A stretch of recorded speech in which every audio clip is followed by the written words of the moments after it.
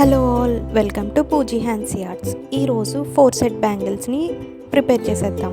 నేను ముందుగానే బ్యాంగిల్స్కి ప్యారెట్ గ్రీన్ కలర్ సిల్క్ థ్రెడ్ని వ్రాప్ చేసి పెట్టుకున్నా. సో దీనికి కావాల్సిన material stone rings, parrot green 6K eye stones, white 3mm round stones. ఇప్పుడు మనం మేకింగ్ ప్రాసెస్ని చూసేద్దాం. ఫస్ట్లీ మనం ఫ్యాబ్రిక్ గ్లూని యూజ్ చేయాలి. నేనైతే ఫెవిక్రైల్ వాడుతున్నాను.